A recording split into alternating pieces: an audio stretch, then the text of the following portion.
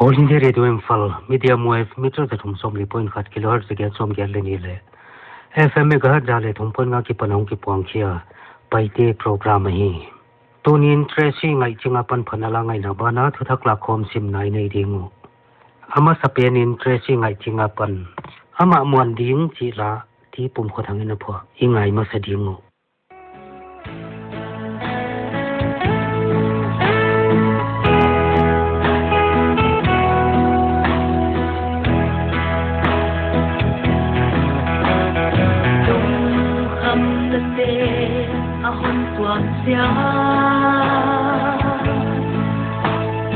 Ipa na se ahong besya Tagui siam hello tuang lam kazui lain Katupain ahon sin sa kiso Tung na se ahon tuang siya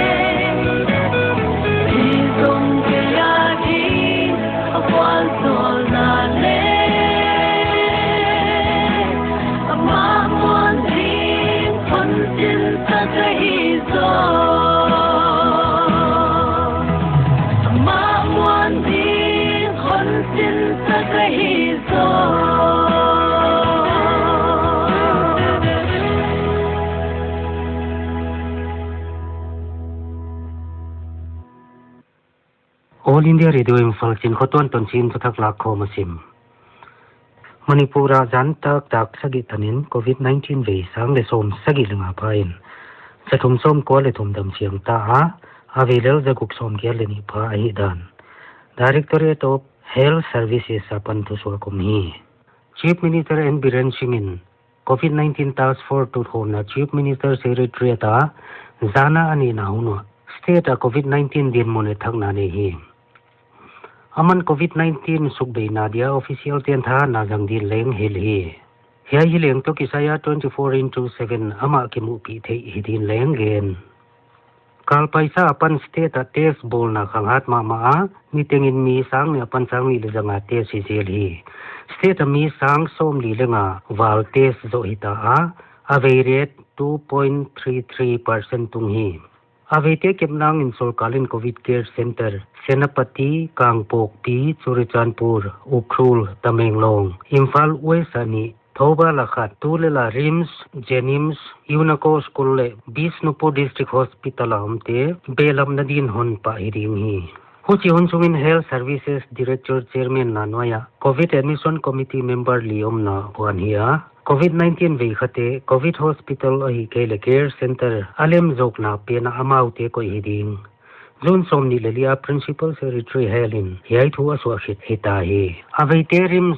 Jenim sahi kele distrika omdia piakdan dani nomdingu. Medical Superintendent Rims le Jenims ten avaite rupnangom zain kai dingwa CMO ten COVID Admission Committee appoint mo hunin thojak jail dingo hi. Committee in COVID-19 Hospital le COVID Care Center tia omthei za hil jail dingu. Medical Superintendent hi kele Hospital le COVID Care Center tia thunei penin committee kyanga thuthak pe tom jail ding hi.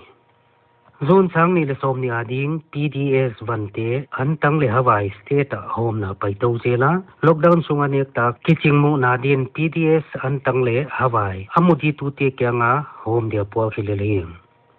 Churichanpur district in leng National Food Security Act NFSA noya Churichanpur Assembly Constituency ading antang quintal sangkha je thumsom sagi leli putung ta MLA LAD Saikot Assembly Constituency ading quintal zani som nga hengle Assembly Constituency ading jasagi leli point nga bial quintal Molon Thalon Assembly Constituency ading quintal som thumde di point nga bial leng hominomi Meile Jun Khain Atma Nirbhar Bharat Noya Antang Quintal Za Som Lile Sagi Point Gyat Biale Jana Quintal Som Point Nga Lilem Home Zo Hitachi Thuki Zahi Tengnopal Assembly Constituency Tengnopal District Ading Quintal Zasagi Som Sagi Leni Point Gyat Nga Zun Som Nile Nga Sang Nile Som Ni In Piag Zo Hitaa Yanglam Assembly Constituency Kakching District Ading Leng Quintal Sangkhat Zakwa Som Leni Point Nga Bana Suknu Assembly Constituency ading quintal jani point ni nga leng tuani ma thot kya thitahi Ukhrul Assembly Constituency Ukhrul District ading antang quintal zali som ko likwa point kwa bial PMG KAY noya FCI go down Ukhrul apanjun som ni lenga in puak kya hita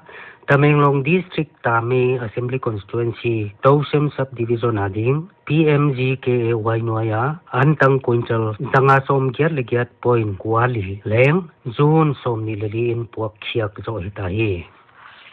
Kohotia COVID-19 vepun hat yakin samsol kalin hongtung ding patyan ni zan kimapan ni som leli sung kohotia lockdown bukim koidin tupukhi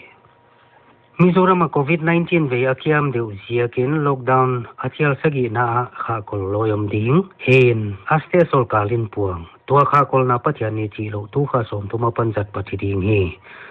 business le pai to Aizol municipal lakle district headquarter tia kha kolana sekthi na ngai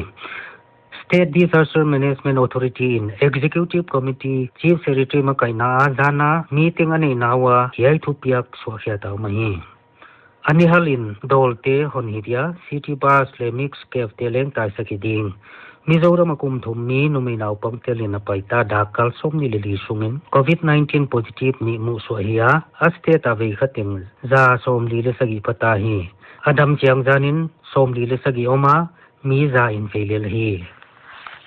Assam state abu achin jia kin mundang dang tuin tubbeha Tuilian na sa deu hi official chu suakin luilian nga la huai cham te na khenga luan zia kin district som le gok sunga mi nuai ni le sang som nga lem ni ten tuilian thua khau chin gen Demaji Majuli le tin Sukia district atulian wangia khi panpi na poni na mi sang som legiat koi nomwa district thunei tutian nek ding ho muhi tuilian jakin Kaziranga National Park leng 40% vel tuin tum hi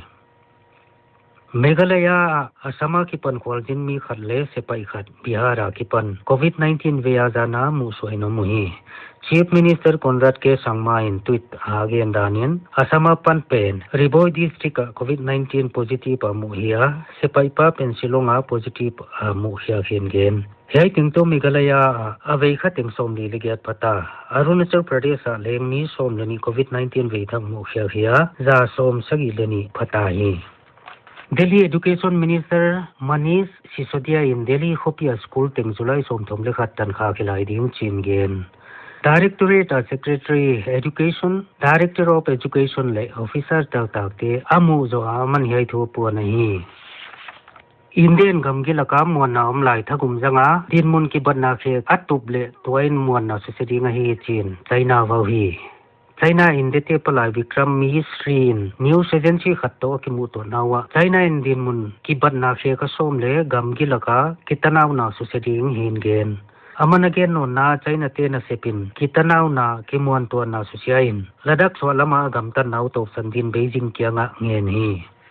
Solkalin COVID-19 adam siangja avei sangin sangsom kwale kukin tamjo chin gen hi Health Ministry in State Union Territory in Pan Lagna jiakin ga hoi mama omhin gen hi apaisa da kalsom ni lili sungin COVID-19 na ago min sangsom le thum jakwa somli dam siangin adam tingnuai ni sangsom gian lenga jagok som thum le gok pha hi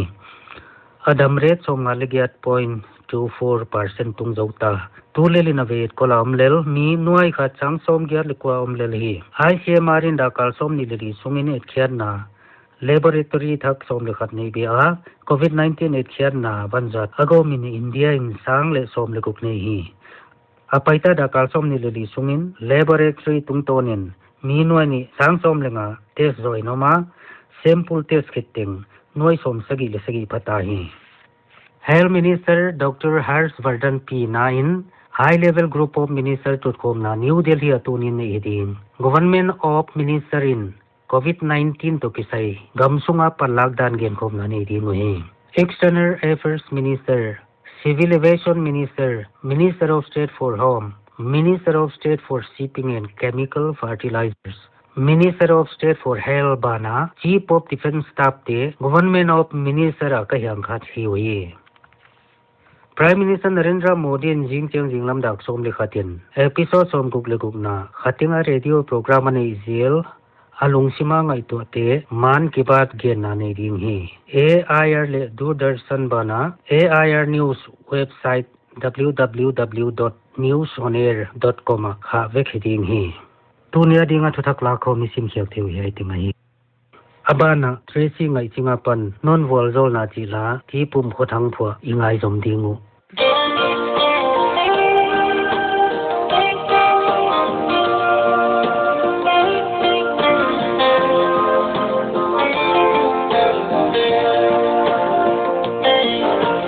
To papatiano na hoy na kamu Wanzo na lampi na honpi lamme na khengam ma na honpi la man pha in thu pi lwa non wazona sim se hi lo na honpi dan su se hi lo ile ka in kwan bang hiam ka hi u yai tan tan na hon pi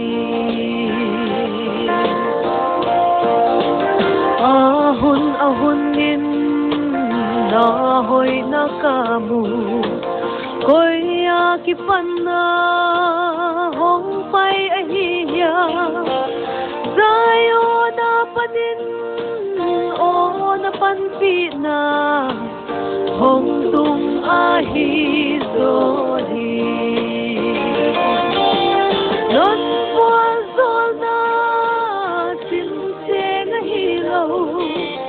na hon pi dan su se nga hi lo kay le ka in kwan bang hiam ka hi u yai tan ta na hon pi